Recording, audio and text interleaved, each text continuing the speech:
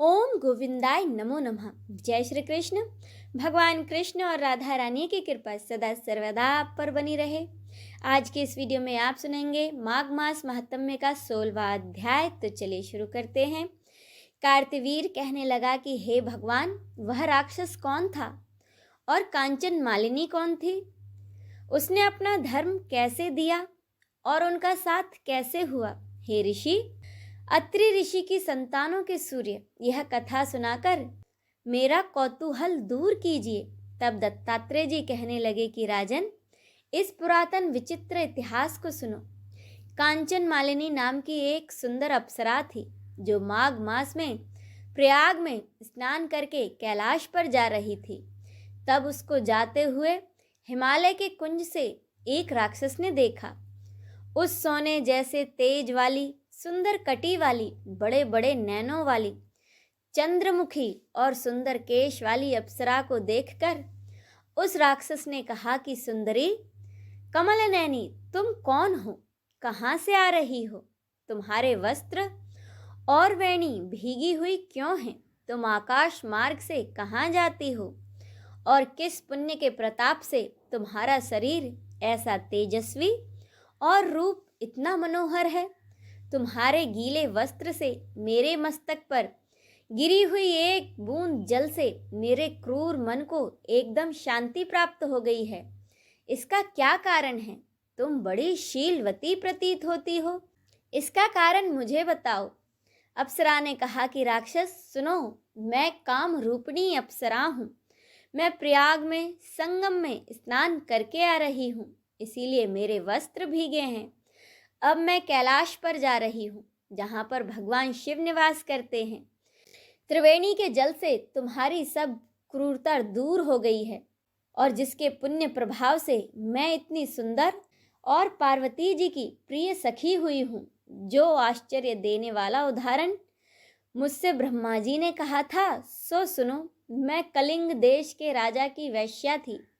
रूप, लावण्य और सुंदरता में अपूर्व थी। मेरी सुंदरता पर सारा नगर मोहित था और मैंने अनेक प्रकार के भोग भोगे। अनेक प्रकार के वस्त्र और आभूषणों की घर में कोई कमी नहीं थी। मुझे प्राप्त करने के लिए कई पुरुष आपस में स्पर्धा से ही मृत्यु को प्राप्त हो गए।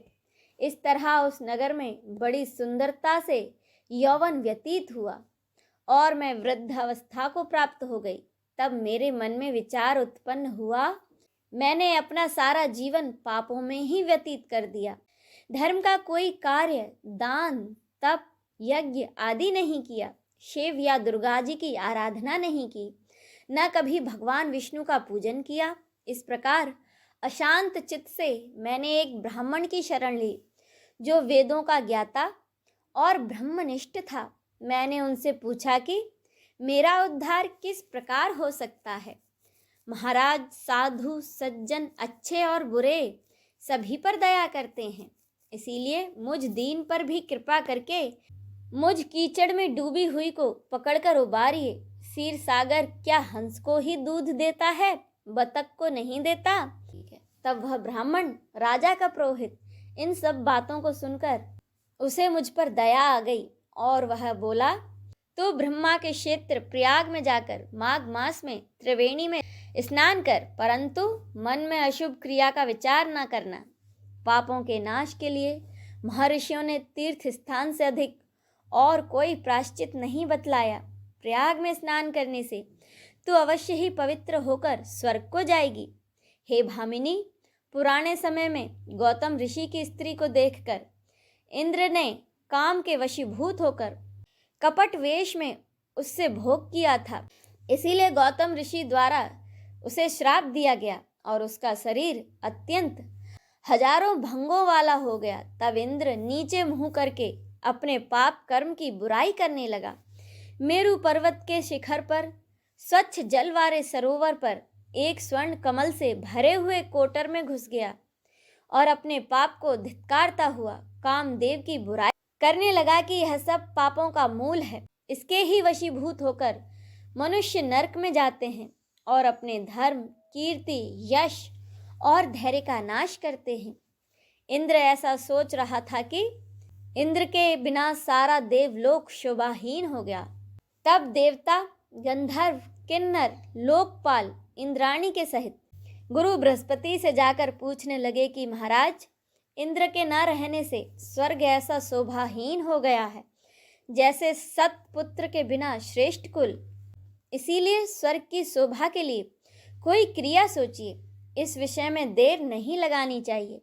तब गुरु बृहस्पति जी कहने लगे कि इंद्र ने बिना सोचे विचारे जो कर्म किया है उसका फल भोग रहा है, सो वह कहाँ है, मैं यह सब जानता हूँ।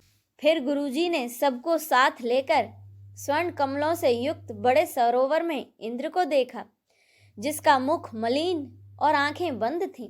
तब इंद्र ने गुरु बृहस्पति जी के चरणों को पकड़कर कहा कि हे गुरुदेव, इस पाप से मेरा उद्धार करके आप मेरी रक्षा कीजिए। तब गुरु बृहस्पति जी ने इंद्र से कहा कि प्रयाग में स्नान करने से ही तुम पाप मुक्त हो जाओगे। तब इंद्र सहित सबने ही प्रयाग में जाकर संगम में स्नान किया और त्रिवेणी स्नान से इंद्र पाप मुक्त हो गया। तब गुरु बृहस्पति ने इंद्र को वरदान दिया कि तुम्हारे शरीर में जितने भग हैं सब नेत्र हो जाएं।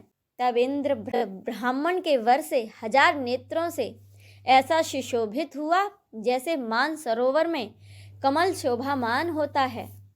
इसी के साथ यह अध्याय संपूर्ण होता है। बोलिए भगवान श्री कृष्ण की जय, राधा रानी की जय, नमः पार्वते पते, हर हर महादेव की जय।